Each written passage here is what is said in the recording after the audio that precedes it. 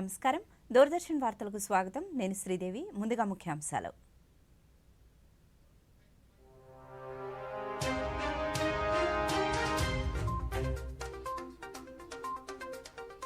లోక్సభలో కలకలం సృష్టించిన దుండగులు అదుపులోకి తీసుకొని విచారిస్తున్న ఢిల్లీ పోలీసులు దుండగుల ప్రవేశం దురదృష్టకరమన్న లోక్సభ స్పీకర్ ఓం బిర్లా సమగ్ర దర్యాప్తు చేపడతామని హామీ అంగరంగ వైభవంగా ఛత్తీస్గఢ్ మధ్యప్రదేశ్ ముఖ్యమంత్రుల ప్రమాణ స్వీకారం హాజరైన ప్రధాని నరేంద్ర మోదీ ఇతర ప్రముఖులు రాష్ట్ర వ్యాప్తంగా కొనసాగుతున్న వికసిత భారత్ సంకల్పయాత్ర కేంద్ర ప్రభుత్వ పథకాలపై విస్తృత ప్రచారం లోక్సభలో ఈరోజు కలకలం చోటు చేసుకుంది. ఇద్దరు దుండగులు గందరగోళం సృష్టించారు. ఓ వ్యక్తి పబ్లిక్ గ్యాలరీ నుంచి లోక్సభలోకి దూకగా మరో వ్యక్తి గ్యాలరీ నుంచి ఓ రకమైన పొగను వదిలి భయభ్రాంతులకు గురిచేశాడు. లోక్సభలోకి దూకిన వ్యక్తి ఎంపీలు కూర్చునే టేబుళ్లపైకి ఎక్కగా అప్రమత్తమైన ఎంపీలు చుట్టుముట్టి అతన్ని పట్టుకున్నారు. అనంతరం భద్రతా సిబ్బందికి అప్పగించారు. ఈ ఘటనతో వెంటనే స్పీకర్ సభను వాయిదా వేశారు. మరోవైపు ఇదే సమయంలో పార్లమెంటు భవనం బయట ఇద్దరు వ్యక్తులు ఆందోళనకు యత్నించారు. పసుపు ఎరుపు రంగుల పొగను వదిలారు. దీంతో వారిని భద్రతా సిబ్బంది వెంటనే అదుపులోకి తీసుకున్నారు. వీరిలో ఓ మహిళ కూడా ఉన్నట్లు ఢిల్లీ పోలీసులు తెలిపారు.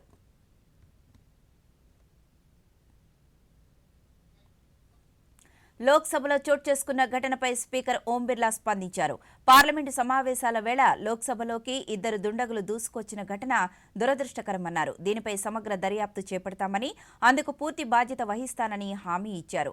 మధ్యాహ్నం 2 గంటలకు సభ తిరిగి ప్రారంభం కాగానే ఎంపీలు ఈ అంశాన్ని లేవనెత్తారు. దీనిపై చర్చించాలని పట్టుబట్టగా స్పీకర్ స్పందించారు. లోక్సభ లోపల ఇద్దరు దుండగులు, బయట మరో ఇద్దరిని అదుపులోకి తీసుకున్నామని, వారి దగ్గరున్న వస్తువులను స్వాధీనం చేసుకున్నామని వివరించారు. నిందితులు వదిలింది కేవలం సాధారణ పొగేనని, ప్రాథమిక దర్యాప్తులో తేలిందని అన్నారు. దాని గురించి ఆందోళన చెందాల్సిన అవసరం లేదని, అయితే నిందితులు వదిలిన గ్యాస్ ఏమిటనే దానిపై సమగ్ర విచారణ జరుపుతామని బదులిచ్చారు. ప్రతికూల పరిస్థితులు ఎదురైనా సరే సభ సజావుగా నిర్వహించడం మనందరి బాధ్యతని స్పీకర్ ఓం బిర్లా స్పష్టం చేశారు. लोकसभा अपने स्तर पर संपूर्ण जांच कर रही है और इस संबंध में दिल्ली पुलिस को भी आवश्यक निर्देश दे दिए गए हैं।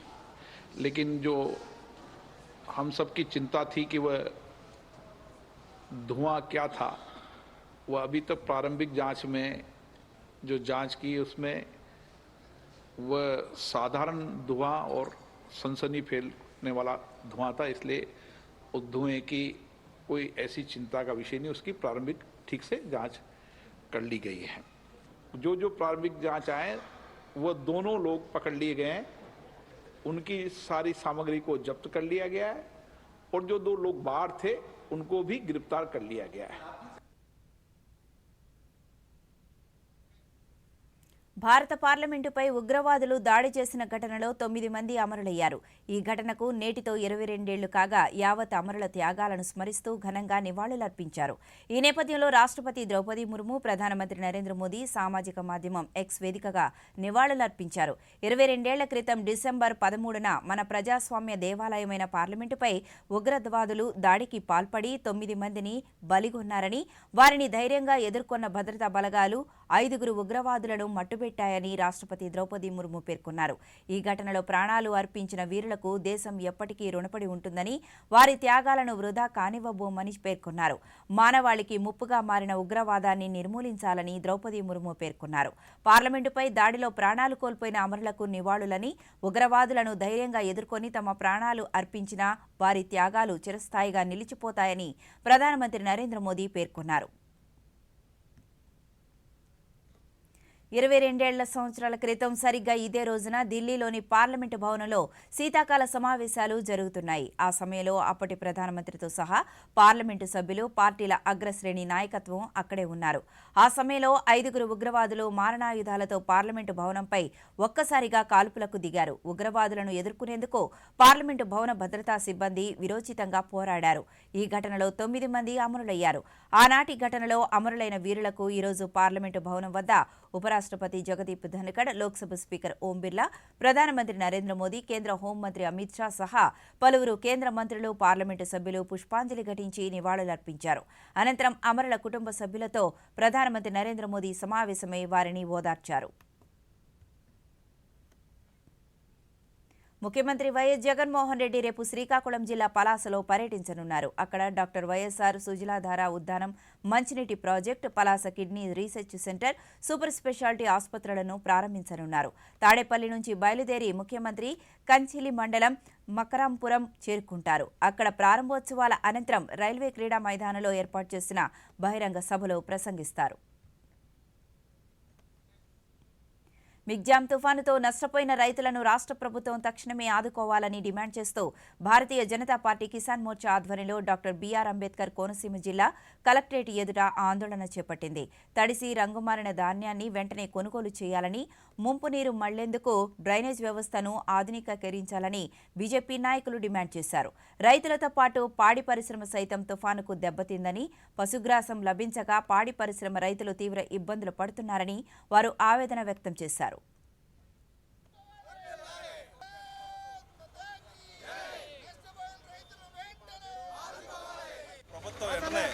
రైతుల్ని ఇబ్బంది పడుతున్నారు. రైతులు చాలా ఇబ్బంది పడుతున్నారు మిషన్ తుఫాను వల్ల.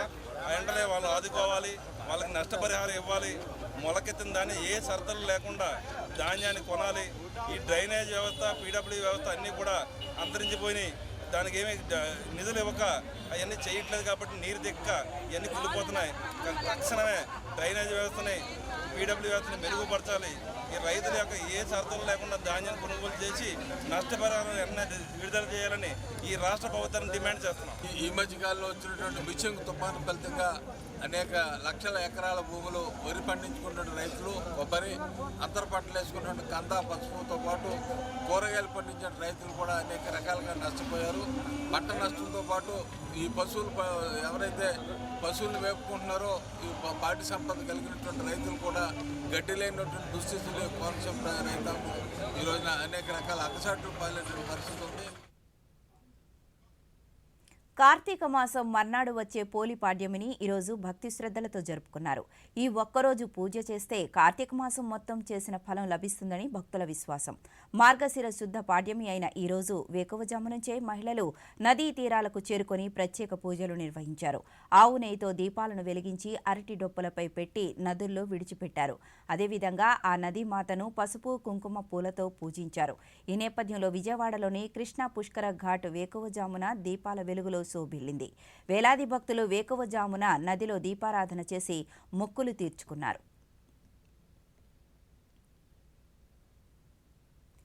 పార్వతీపురం మన్యం జిల్లా సీతంపేట మండలం సోమగండి గ్రామంలో వికసిత భారత్ సంకల్పయాత్ర జరిగింది. ఇందులో భాగంగా కేంద్ర ప్రభుత్వ పథకాలు, ప్రయోజనాలపై సంబంధిత అధికారులు ప్రజలకు అవగాహన కల్పించారు. కేంద్ర ప్రభుత్వం ప్రతిష్టాత్మకంగా అమలు చేస్తున్న సంక్షేమ, అభివృద్ధి కార్యక్రమాలు అర్హులైన లబ్ధిదారులకు చేర్చే ప్రక్రియలో భాగమే వికసిత భారత్ సంకల్పయాత్ర అని అధికారులు పేర్కొన్నారు.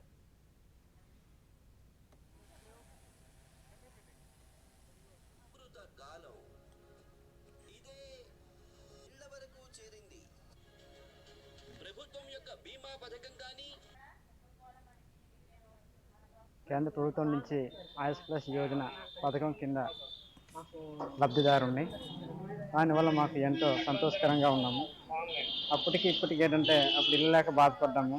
ఈ ప్రభుత్వం వచ్చిన కేంద్ర ప్రభుత్వం నుంచి ఇల్లు కల్పించినందుకు ఎంతో ఆనందంగా ఉన్నాము. ప్రధానమంత్రి ఉజ్వల యోజన గ్యాస్ గురించి నేను మాట్లాడాలనుకుంటున్నాను.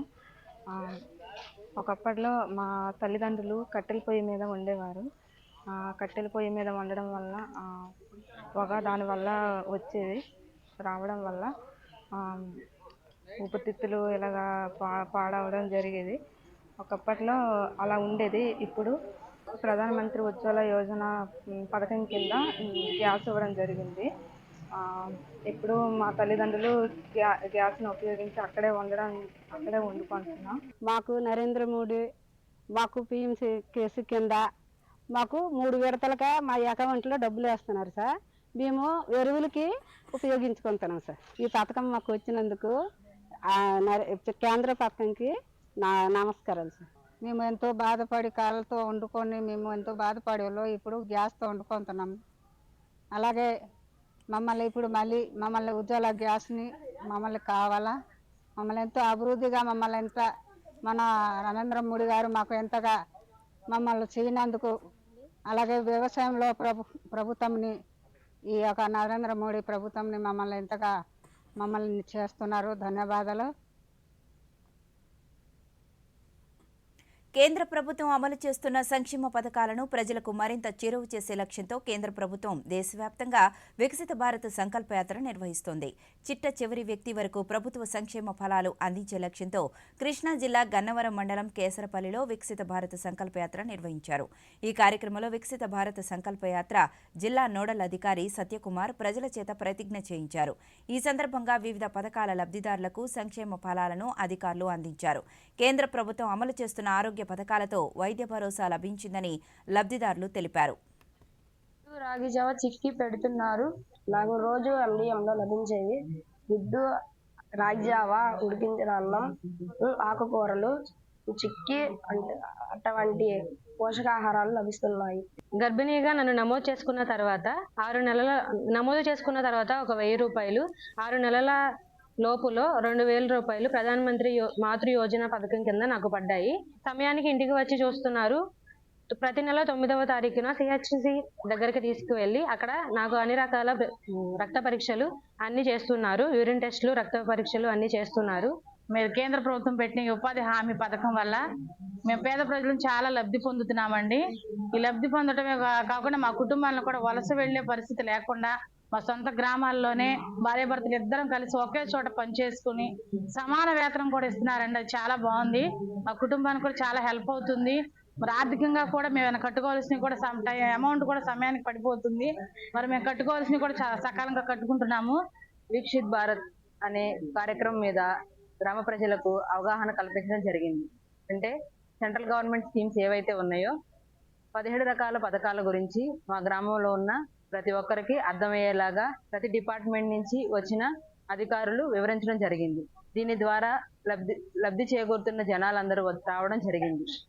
ఆయుష్మాన్ భారత్ కార్డుల గురించి ఎంత ఇన్సూరెన్స్ వస్తుంది అన్న దాని మీద గురించి అవగాహన చేయడం జరిగింది.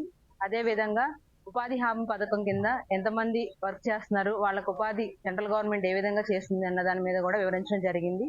అదేవిధంగా డ్వాక్రా మహిళలకి ఏ విధంగా లబ్ధి చేకూరుతుంది, 15% మరియు 400 రూపీస్ ద్వారా వాళ్ళకి చేకూరే లబ్ధిని కూడా వివరించడం జరిగింది. కాకినాడ జిల్లా కరప మండలంలో వికసిత భారత్ సంకల్పయాత్ర కొనసాగుతోంది. గ్రామ సభలకు ప్రజల నుంచి విశేష స్పందన లభిస్తోంది. వివిధ శాఖలకు సంబంధించిన అధికారులు ప్రజలకు కేంద్ర ప్రభుత్వం అందిస్తున్న పథకాలపై పూర్తి సమాచారాన్ని అందజేస్తున్నారు. అలాగే లబ్ధి పొందిన వారి అనుభవాలను ఇతరులకు తెలియజేయడంతో పాటు వాటి ద్వారా వారి జీవన ప్రమాణాలు ఎలా మెరుగుపడ్డాయో వివరిస్తున్నారు. పెనుగుదురు గ్రామంలో జరిగిన ఈ యాత్రలో అధిక సంఖ్యలో ప్రజలు పాల్గొన్నారు. ఈ సందర్భంగా వారు దూరదర్శన్తో మాట్లాడుతూ కేంద్ర ప్రభుత్వ పథకాలతో భరోసా లభిస్తోందన్నారు. 5 లక్షల రూపాయలు ఇచ్చారు. నా పేరు రేవతి అండి. మహాత్మా గాంధీ ఉపాధి హామీ పథకంలో కూలి పని చేస్తున్నామండి. కుటుంబానికి 100 రోజులు కల్పిస్తున్నారండి. పని లేని టైంలో మా కుటుంబానికి ఆర్థిక సహాయం అందిస్తున్న ప్రధానమంత్రి మోదీ గారికి మా కృతజ్ఞతలు తెలుపుకుంటున్నాం. కరప మండలంలో మొత్తం 23 గ్రామ పంచాయతీలు ఉన్నాయి. డిసెంబర్ 13 నుంచి 24 వరకు ప్రతి గ్రామ పంచాయతీలో రోజుకి 2 గ్రామ పంచాయతీలు చొప్పున వికసిత్ భారత్ సంకల్ప యాత్ర అనే కార్యక్రమం చేపట్టడం జరుగుతుంది. ఇందులో భాగంగా కేంద్ర ప్రభుత్వ పథకాలైన 17 పథకాల గురించి ఆయా శాఖల అధికారులు వివరించడం జరుగుతుంది. మహాత్మా గాంధీ జాతీయ గ్రామీణ ఉపాధి హామీ పథకం ద్వారా మా కుటుంబానికి 100 రోజులు పని కల్పిస్తున్నారండి. రోజుకి 250 రూపాయలు కూలి పని వస్తుందండి. ఆ డబ్బులు మా కుటుంబానికి ఎంతో ఉపయోగపడుతున్నాయండి. మాకు ఈ పనిలోకి వెళ్ళడం కూడా చాలా సంతోషంగా ఉంటుందండి. ఈ డబ్బులు మా కుటుంబానికి ఏ లోటు లేకుండా అన్ని సమృద్ధిగా ఉండేలాగా ఉంటుందండి. ఓవైపు ఆటపాటలు, మరోవైపు చెంతనే అధికారులు. ఇప్పటి వరకు తెలియని సంక్షేమ పథకాలు వికసిత భారత్ సంకల్పయాత్ర గుంటూరు జిల్లా గ్రామీణులకు అందిస్తున్న పండుగ వాతావరణం ఇది. జిల్లాలోని దుగ్గిరాల వాసులకు ఈరోజు వికసిత భారత సంకల్ప యాత్రతో పండుగ వాతావరణం నెలకొంది. రోజూ చూసే అధికారులే తమకు తెలియని అనేక పథకాల గురించి చెప్తుంటే, ఇప్పటికే అనేక మంది ఈ పథకాల ద్వారా లబ్ధి పొందుతుంటే, వికసిత భారతావనిలో తమకు అందుతున్న ఫలాలను తెలుసుకుంటూ, వాటి కోసం దరఖాస్తు చేసుకుంటూ నిజమైన సంక్షేమ సరికొత్త రోజును చూశామంటున్నారు దుగ్గిరాల వాసులు. కేంద్ర ప్రభుత్వ పథకాలు భరోసానిస్తున్నాయని గర్వంగా తెలియజేశారు. మేము శ్రీ సాయి మహిళా గ్రూప్లో లోను పొంది మేము గేదెల్ని కొనుక్కున్నాము. దాని ద్వారా ఆదాయం పొందుతున్నాము. NRLM జాతీయ గ్రామీణ జీవనోపాధి ప్రణాళిక ద్వారా 0 వడ్డీ పొందుతున్నాము. PMEGS ప్రధానమంత్రి ఎంప్లాయ్మెంట్ గ్యారంటీ స్కీమ్ ద్వారా ప్రతి ఒక్క సభ్యురాలకు 10 లక్షల రూపాయల వరకు రుణము వచ్చుతున్నది. ఈ స్కీమ్ ద్వారా 60% సబ్సిడీ కూడా పొందవచ్చు. ఇప్పుడు ప్రకటనలు. డిజిటల్ బ్యాంకింగ్ కాలం ఇది. టైం ఆదా చేయాలండి. Digital banking సులువైనది. ఏ చెల్లింపైనా చేసుకోండి. ఎప్పుడైనా ఎక్కడైనా సేఫే ఫాస్టే. ప్రతి పేమెంట్ వేళ్ల మీద సెట్టే. లావాదేవీల ఆప్షన్స్ ఎన్నో. IMPS, NEFT, UPI కూడా. 24 గంటలు పనిచేసే పేమెంట్ సులువు, హాయిగా ఉండే. RBI అంటుంది, విషయాలు తెలుసుకోండి, జాగరూకంగా ఉండండి. ఏలూరు జిల్లా మాదేపల్లి గ్రామంలో ఈరోజు వికసిత భారత్ సంకల్పయాత్ర నిర్వహించారు. గ్రామ సచివాలయం వద్ద ఏర్పాటు చేసిన అవగాహన కార్యక్రమంలో కేంద్ర ప్రభుత్వం అమలు చేస్తున్న పథకాల పట్ల ప్రచార రథాల ద్వారా అవగాహన కల్పించారు. ఆరోగ్య కేంద్రంలో ప్రజలకు ఆరోగ్య పరీక్షలు నిర్వహించి ఉచితంగా మందులు పంపిణీ చేశారు. ఎరువుల వాడకాన్ని తగ్గించి నానో ఎరువులను డ్రోన్ ద్వారా పిచికారీ చేసే విధానాన్ని అధికారులు ప్రత్యక్షంగా రైతులకు చూపించారు. ఈ సందర్భంగా లబ్ధిదారులు ప్రభుత్వ పథకాల ద్వారా ఎలాంటి ప్రయోజనం పొందింది వివరించారు.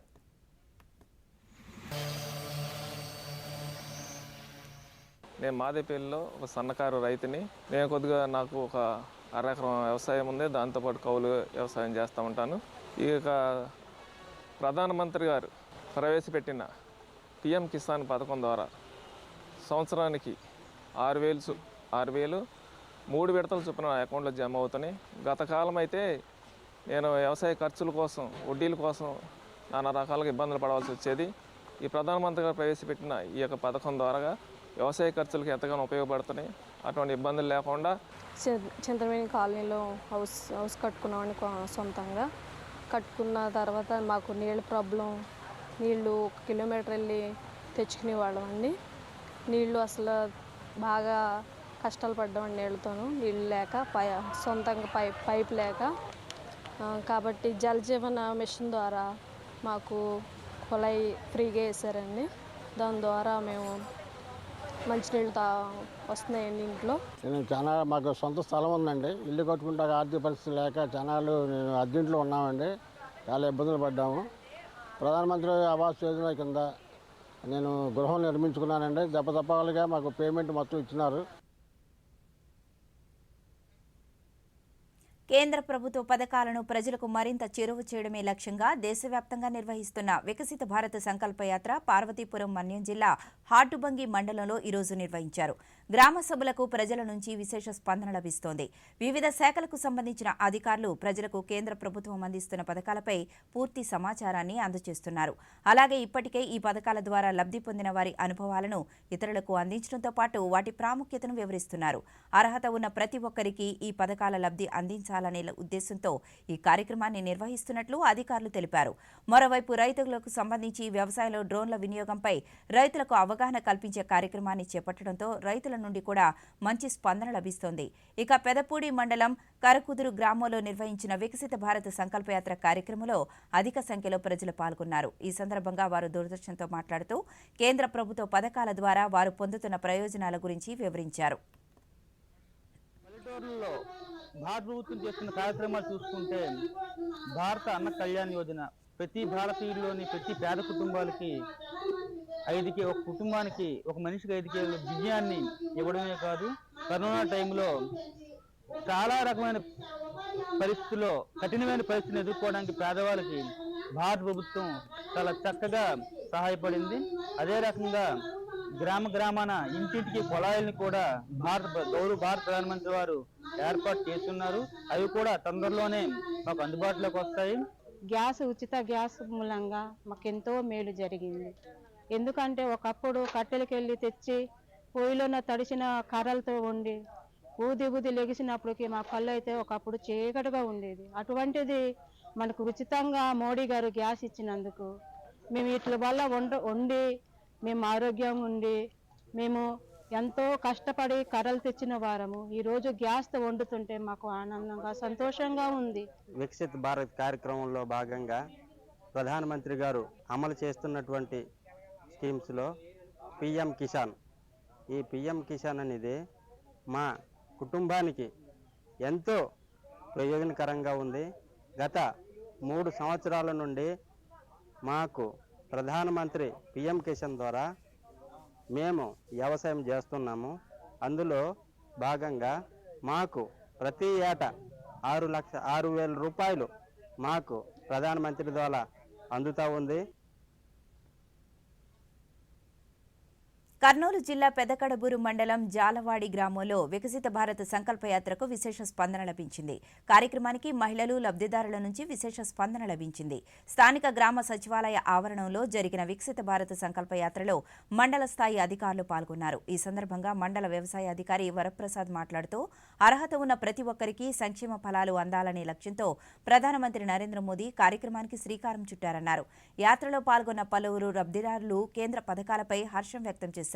డ్రోన్ల వల్ల ఎంతో ప్రయోజనం చేకూరుతుందని, 6 నిమిషాల్లో ఎకరానికి పురుగు నివారణ ద్రావకాన్ని స్ప్రే చేయడానికి అవకాశం కలిగిందని బసవరాజు అనే రైతు చెప్పాడు. పథకం కింద 838 మంది రైతులకు గాను 50,28,000 రూపాయలు లబ్ధి చేకూరడం జరిగింది రైతులకు. దీంట్లో ప్రతి రైతుకి 6,000 రూపాయల చొప్పున ప్రతి సంవత్సరము నేరుగా ఆధార్ బేస్డ్ అకౌంట్లలో డిపాజిట్ చేయడం జరుగుతుంది. పిఎం కిసాన్ ద్వారా రైతులకి పిఎం కిసాన్ డ్రోన్ ద్వారా గరుడ ఏరోస్పేస్ ద్వారా మనకి అందరికీ ప్రతి ఒక్క పల్లెటూరుకి ఆర్బీకేకి డ్రోన్ అనేది రిలీజ్ అయ్యి జరిగింది. ఆ డ్రోన్ అంటే ఇప్పుడు అందరికీ సాధారణంగా పిచికారీ యూరియాస్ కానీ, తర్వాత డిఏపి కానీ, ఈ నానో యూరియాస్ కానీ వచ్చాయి. అంటే ఒక బస్తా యూరియాకి అంటే ఒక 500 ml ఒక యూరియా కూడా ఒక లిక్విడ్ రూపంలో అనేది రావడం జరిగింది. కేంద్ర ప్రభుత్వం ప్రవేశపెట్టిన పోషక అభియాన్ పథకం కేంద్రం కింద నేను గర్భిణిగా ఉన్నప్పుడు నెలకు సరిపడే పాలు, గుడ్లు 25 కోడిగుడ్లు సరుకులు ఇచ్చేవారు. మా పిల్లలకు బాలామృతం కింద అన్నము, కోడిగుడ్లు ఇచ్చేవారు. వికసిత భారత్ 2047 విజన్కు అందరూ సహకరించాలని ప్రధానమంత్రి నరేంద్ర మోదీ పేర్కొన్నారు. మై జీఓవీలో వికసిత భారత్ 2047 విభాగం ప్రారంభమైందని, ఇది అభివృద్ధి చెందిన భారత్పై దృష్టి సారిస్తుందని పేర్కొంటూ వికసిత భారత్ కోసం 5 విభిన్న ఇతివృత్తాలపై సూచనలు చేయాలని కోరారు. ఉత్తమ 10 సూచనలకు బహుమతులు కూడా ఉంటాయని ప్రధాని సూచించారు. తుఫాను కారణంగా నష్టపోయిన రైతులను ఆదుకోవడంలో రాష్ట్ర ప్రభుత్వం పూర్తిగా విఫలమైందని చిత్తూరు జిల్లా బీజేపీ అధ్యక్షులు ఎస్ జగదీశ్వర్ నాయుడు పేర్కొన్నారు. ఈ మేరకు చిత్తూరు కలెక్టరేట్ ఎదుట ధర్నా నిర్వహించారు. ఈ సందర్భంగా జగదీశ్వర్ నాయుడు మాట్లాడుతూ తుఫాను ప్రభావంతో తీవ్రంగా నష్టపోయిన రైతులను ఆదుకోకుండా ప్రభుత్వం నిర్లక్ష్య వైఖరి అవలంబిస్తోందన్నారు. ముఖ్యమంత్రి కేవలం ఏరియల్ సర్వేతో సరిపెట్టుకున్నారని, వెంటనే రైతులను ఆదుకోకుంటే రాష్ట్ర వ్యాప్తంగా ఉద్యమిస్తామని పేర్కొన్నారు.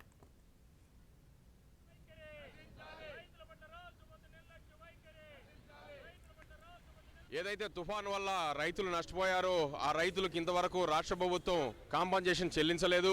కేంద్ర ప్రభుత్వం స్పందించి మీరు వెంటనే పంట నష్టాన్ని అంచనా వేసి పంపండి, మేము ఏదైతే కేంద్రం దగ్గర ఉన్న డిజాస్టర్ మేనేజ్మెంట్ నిధుల ద్వారా మేము ఆ నష్టపరిహారాన్ని భర్తీ చేయడానికి వెంటనే నిధులు రిలీజ్ చేస్తామని చెప్తే కూడా ఇంతవరకు రాష్ట్ర ప్రభుత్వం స్పందించలేదు. మన జిల్లాలో కూడా తూర్పు ప్రాంతాలైన నగిరి నియోజకవర్గంలో చాలా వరకు దాదాపు 4-5 వేల ఎకరాల్లో వరి పంట వేరుశనగ జరిగింది.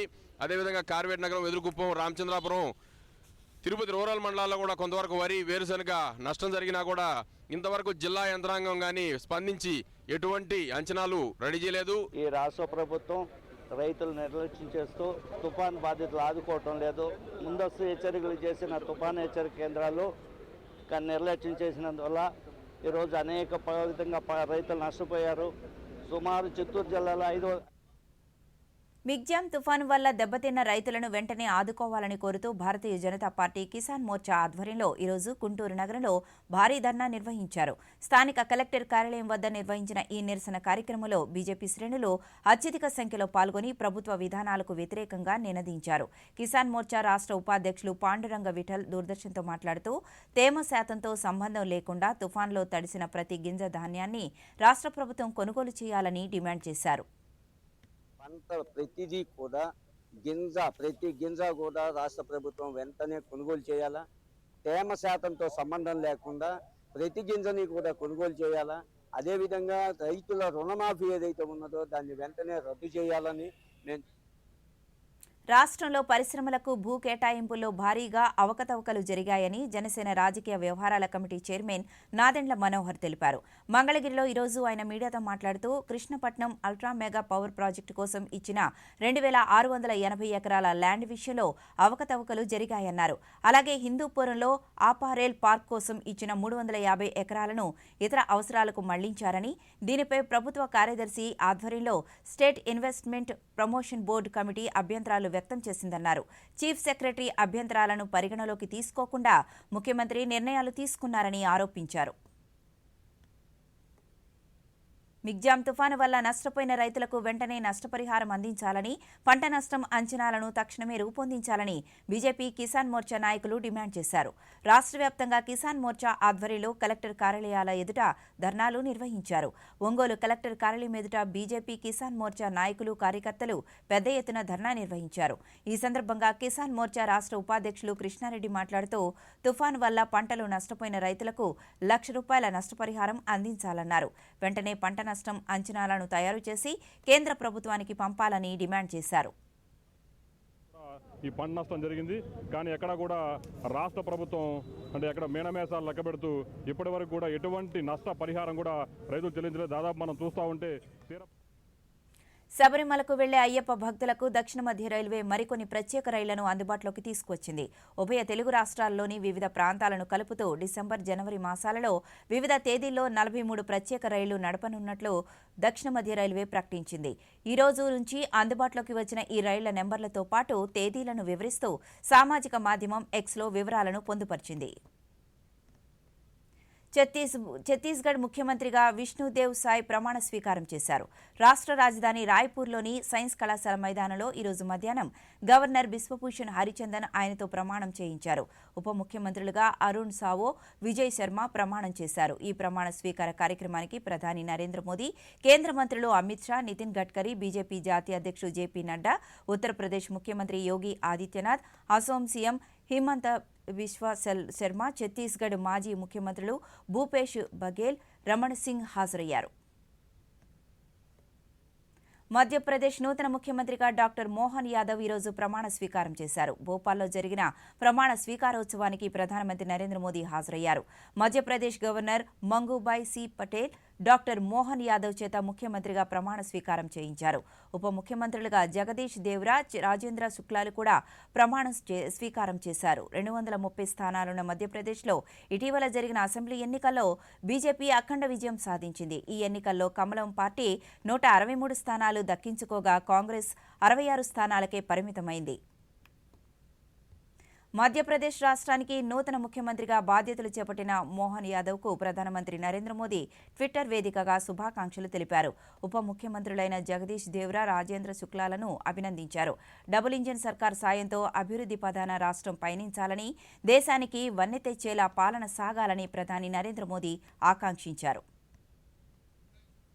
ధూమపానంతో దేశంలో ఏటా 38,000 మంది మృత్యువాత పడుతున్నారని కేంద్ర ఆరోగ్య మంత్రిత్వ శాఖ ప్రకటించింది. పొగాకు వినియోగం అనర్థాలపై ప్రత్యేక నివేదికను కేంద్ర ఆరోగ్య శాఖ సహాయ మంత్రి డాక్టర్ భారతి ప్రవీణ్ పవార్ విడుదల చేశారు. పొగ త్రాగడంతో రోజుకు 100 మంది ప్రాణాలు కోల్పోతున్నారని నివేదికలో ప్రస్తావించింది. ధూమపానంతో వాటిల్లే అనర్థాలపై కేంద్ర ప్రభుత్వం ఇప్పటికే పలు కార్యక్రమాలు చేపడుతోందని కేంద్ర ఆరోగ్య శాఖ సహాయ మంత్రి డాక్టర్ భారతి ప్రవీణ్ పవార్ తెలిపారు.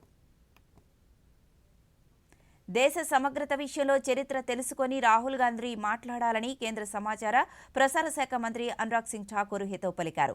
విభజన అనంతరం ఆనాటి ప్రధాని నెహ్రూ తీసుకున్న నిర్ణయాలు నేటికి దేశ సమైక్యత విషయంలో సవాల్గా పరిణమిస్తున్నాయన్నారు. ముందు చూపుతో అప్పుడే సముచిత నిర్ణయాలు తీసుకుని ఉంటే కశ్మీర్ విషయంలో ఇంత కాలయాపన అవసరం ఉండేది కాదని ఆయన అన్నారు. కాంగ్రెస్ పార్టీ వ్యవహార శైలిని దేశ ప్రజలు ఎన్నటికీ క్షమించరని కేంద్ర మంత్రి అనురాగ్ సింగ్ అన్నారు.